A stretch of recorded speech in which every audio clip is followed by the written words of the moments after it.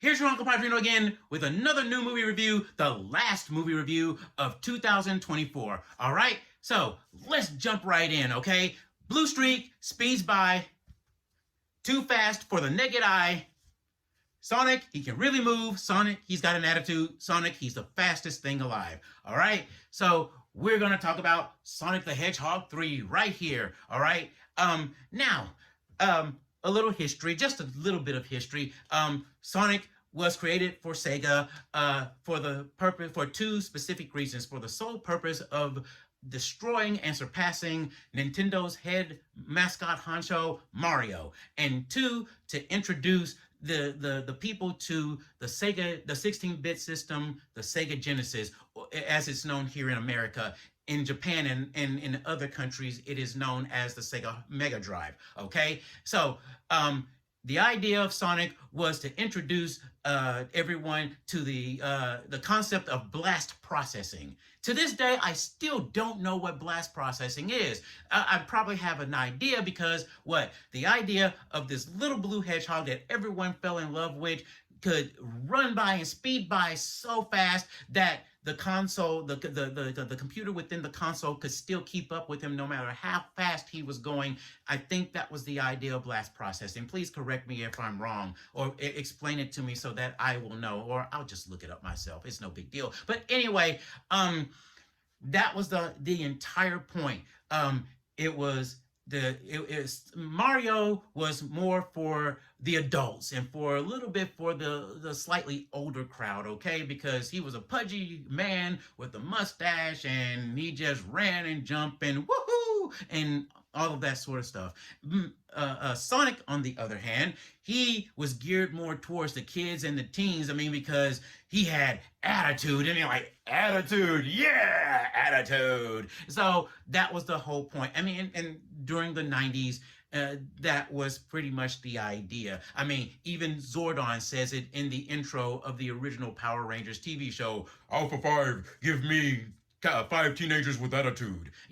And they picked 5 teenagers with attitude. And even with the WWE back when it was still called WWF, during the mid to late 90s all the way up to the early 2000s, it was known as the Attitude Era. I mean, just simply because that was what people grew up with. They were going against the establishment, going against the normal, basically. I mean, you had D-Generation X and WWE going up against the man, Vince McMahon, So, I mean, that was the whole point of Sonic. He was to appeal to a younger crowd, while Mario was kind of they wanted to kind of say he was geared more towards the older crowd, okay? Now, just like with Mario was always there to introduce a new console for Nintendo, okay? Sonic was pretty much the same way after his creation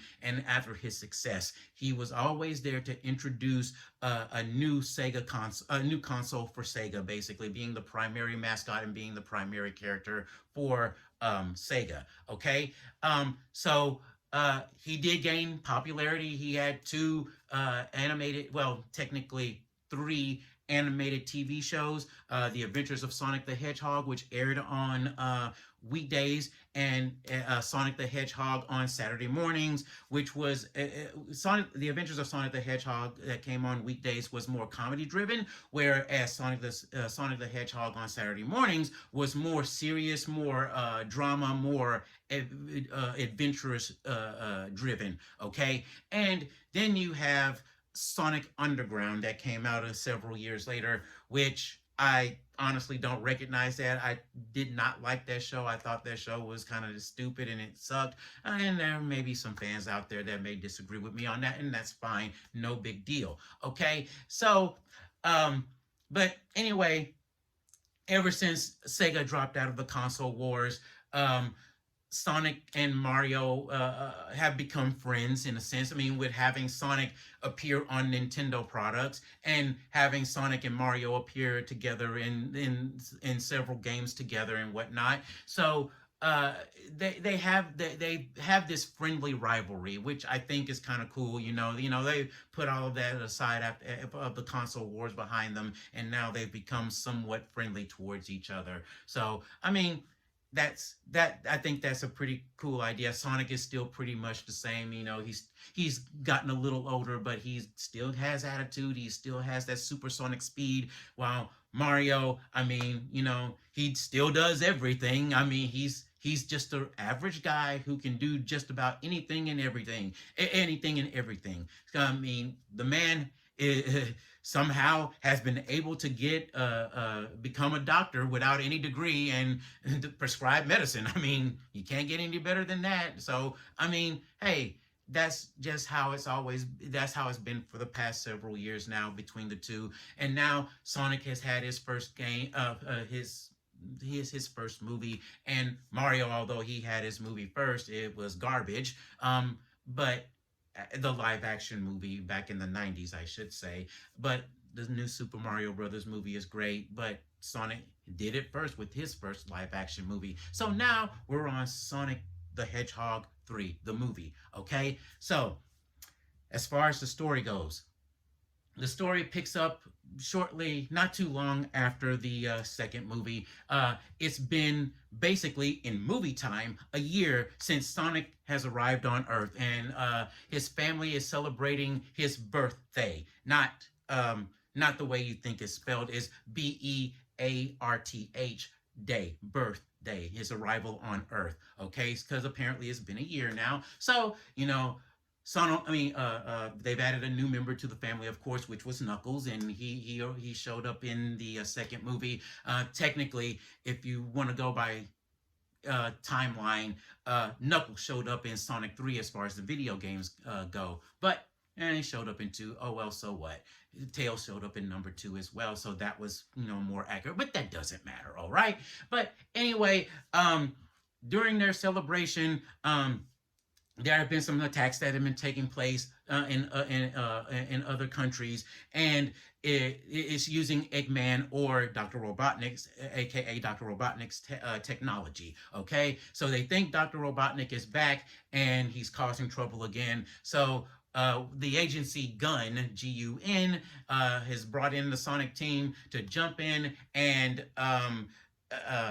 come in and save the day, basically, and find out what's going on. Now, the reason of all of these attacks were to wake up a character named Shadow. If you don't know who Shadow is, you should by now at this point. He arrived in the game Sonic Adventure 2, okay? And so now he's out and causing mayhem, so it's up to Sonic to go in and try to stop out and find out what's going on here, okay? Now, although we find out that Dr. Robotnik was not behind any of these attacks, they decide to team up with each other, and then they find out who the true villain is, and is Dr. Robotnik's grandfather, all right, who did all of this to awaken Shadow and bring him to him, basically, okay? And that's pretty much the story right there. Will they all do it in time? Well, of course they will, because the fourth movie has been announced right after the preview night of Sonic the Hedgehog 3. So you know what was going to happen anyway. You knew it was going to happen. They'll stop him. There's no doubt about that, all right? So that's pretty much the story, and I'm not spoiling anything because you've seen it in the trailers and you've seen it in the commercials. You pretty much know how everything is going, all right? How this is all going to happen, okay? So, and that's not necessarily a bad thing, all right? Now, for the positives. The story is good. It really is. I think that, and I'm going to do my best, and I know I've been harping about this over the past year, over the past several movie reviews now that I've done. I may do my best to not bring up things like a lesson to be learned. Keyword being may, all right? But I think this year, as far as the past couple of movies go, this year, there have been some movies that have been giving this lesson to be learned, especially in this case. and I'll get to that in a little bit because it is another positive. Well, I'll do it now. It is another positive. The lesson to be learned of, and I brought it up in the movie Transformers One as well.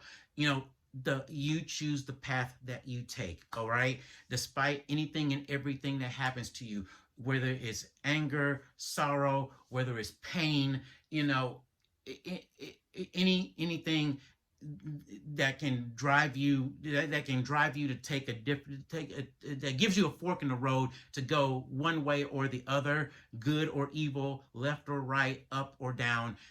That the choices that you make can dictate what kind of, in many cases, can dictate the kind of person that you may become, and the kind of consequences and the rewards and or the consequences that you may suffer later on down the line. So, but the story overall is great. There is some heart to it, and it is funny, which is another positive. It is funny. You will find yourself laughing. I mean, and there are no fart jokes in it. And, yes, it's aimed more towards kids, but it is aimed more towards us as adults as well, who grew up with Sonic as well. But there are no fart jokes or burping jokes or anything like that, which is, again, that's kind of a first. I guess that kind of thing is kind of on its way out now, which I don't have anything against. But at the same time, when you rely on it too much and it becomes a thing, it becomes a staple, becomes a trope. Now it's like, okay, it's not. It's been funny for the first 30 years now. Okay, we can stop it with that now. Every once in a while, yeah, you can do it again, and we'll laugh. But after a while, it's just like, okay, you're doing it too much now. Okay, you're just falling back primarily on that. Um, the other positive is, there are Easter eggs in this. There is fan service in this. If you played any of the Sonic games or all of the Sonic games, if you watched any of the cartoon, well, let me change that. If you played any of the Sonic games in particular, there are a lot of things in here, just like with the past two movies, that you'll recognize right off the bat. And there's a song or two from the games Sonic Adventure and Sonic Adventures 2 from the Sega Dreamcast. I think it's Sonic 1. I know I remember hearing one from Sonic Adventures 1 from the Dreamcast. But I mean, and the Sega Dreamcast Sonic games, Sonic Adventures 1 and Sonic Adventures 2, though they're very well known for their soundtrack, for the songs on their soundtrack. So everybody loves those songs. Fans love those songs on the soundtrack. Okay, so that's a great Easter egg that you can look forward to hearing in this as well. Now, in the first movie, the first Sonic the Hedgehog movie, they did have a voice actor from one of the Sonic series. Well, it was actually from The Adventures of Sonic the Hedgehog, the weekday version of it. Gary Chalk.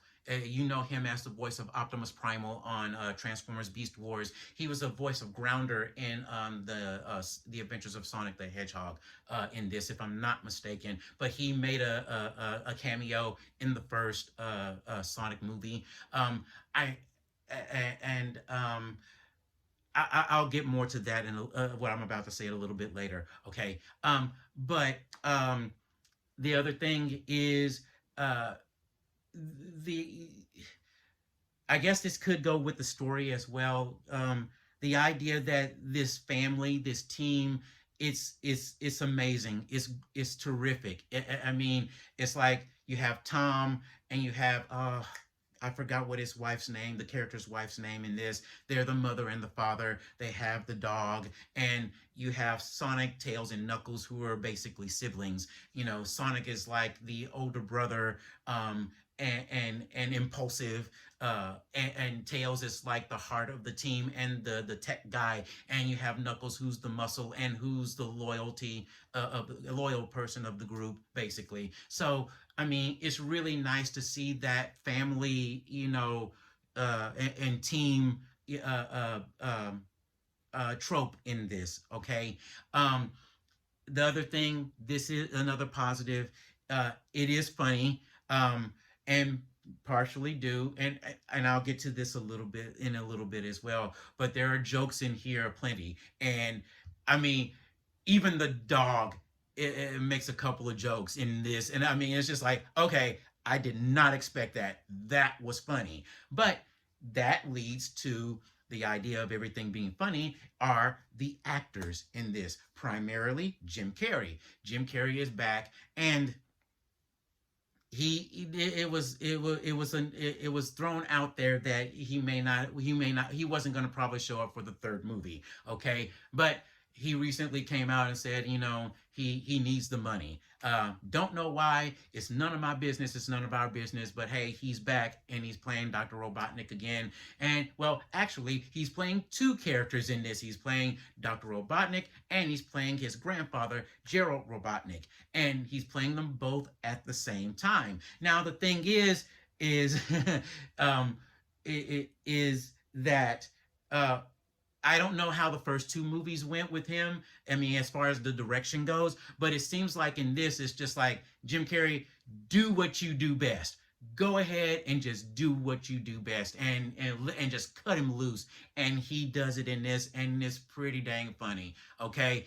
The other actors in this as well, James Cyclops Marsden, who plays Tom in this, and Ben Schwartz, who's the voice of Sonic. I think he's a great voice of Sonic as well. Does a wonderful job. Really quick, he just fits the character just so extremely well. Kathleen O'Shaughnessy, who's the voice of Tails, who's been the primary voice for Tails for the past, I think, 20 years now. She's back as Tails, and she does a bang-up job as well. And I have to admit, when Sonic 2 was announced and that they announced that Knuckles was going to be in it, I have to admit, there's a YouTube channel that I subscribe to called Clownfish TV, and it's a husband and wife team. And the husband, Neon, said, I hope they get The Rock to play Knuckles. And I was like, you know what? I think that's a good idea. I think he would be perfect for that part. But when they announced that it was going to be Idris Elba playing the part of Knuckles, it's like, huh, really?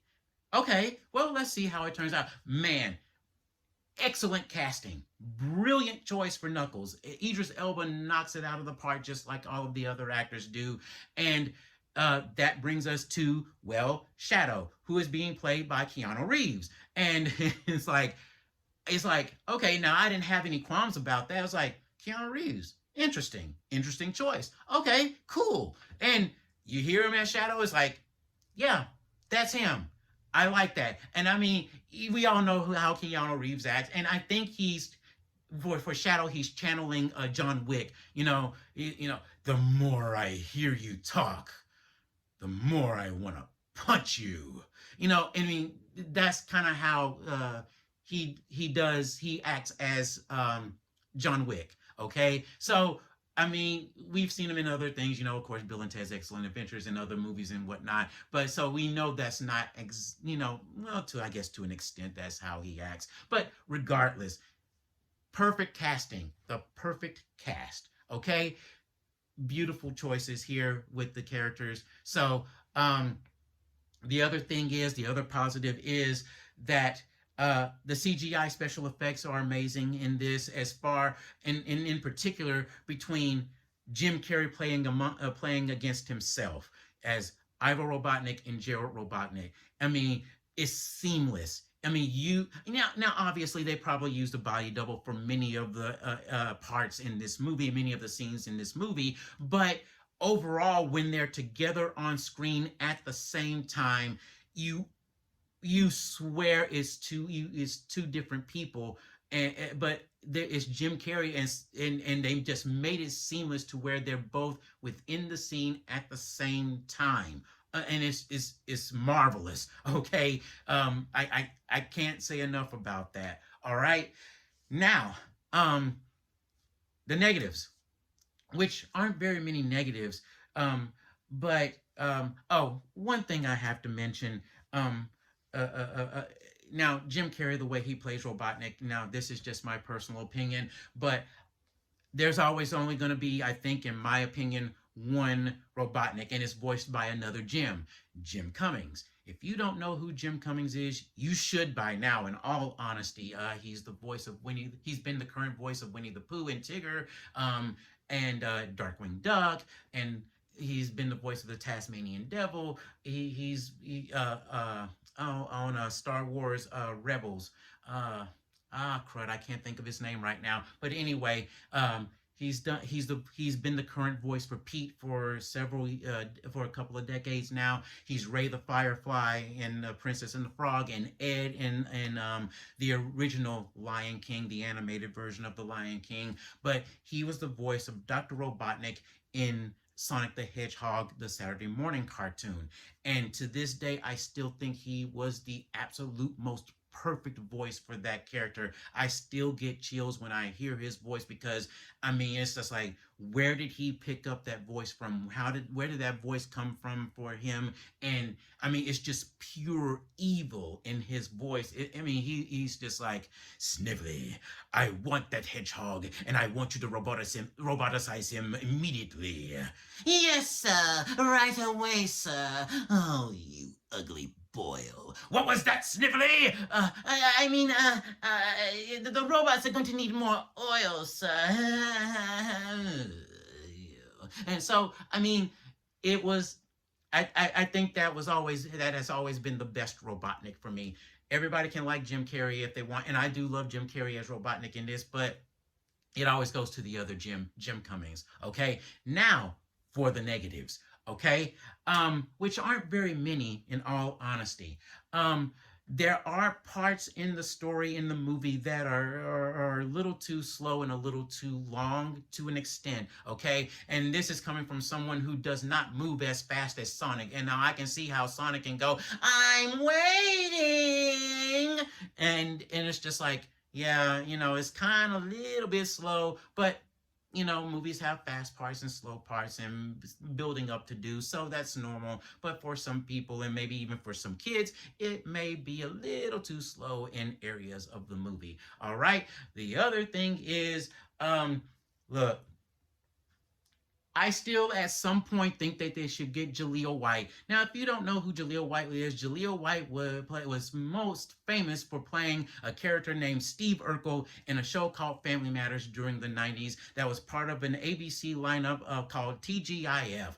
Great stuff there. And he was the voice of Sonic throughout the 90s. And I'm still surprised that he hasn't shown up in a cameo or as a voice of a character in any of these movies yet. And who knows? Maybe they've approached him and he's turned it down. Who knows?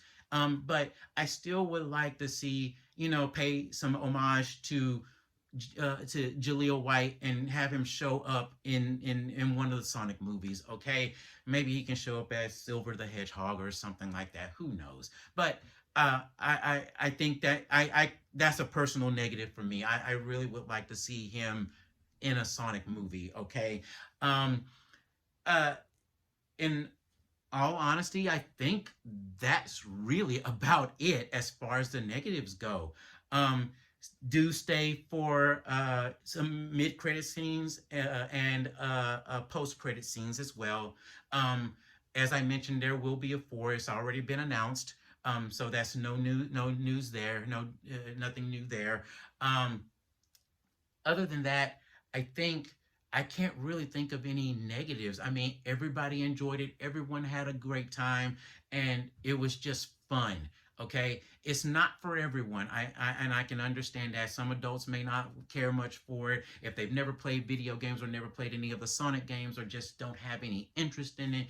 It may not be for everyone. But for the most part, and judging from the response of the first 2 movies and now this movie, everyone really loves these Sonic the Hedgehog movies, and obviously we want more. They keep they're if it ain't broke, don't fix it. They're continuously using the same formula, which is fine, and they're upping the ante by bringing more new characters in from from all of the Sonic series in it as well. And so it's great to see how this movie is like even the actors are so grateful to everyone for watching these movies as well, you know, and I really do appreciate that. Okay, so that's it for this review, and this is the, like I said, the last review of 2024. So happy new year next year in 2025, and Stan, take us out. Okay, that does it for this episode of the No Spoiler Show. And remember, if it looks and smells like Robotnik, it must be spoiled. Tune in next time. Until then, Excelsior! Gotta go fast. Gotta go fast. Gotta go faster, faster, faster, faster, faster. Moving at speed of sound. Quickest hedgehog around.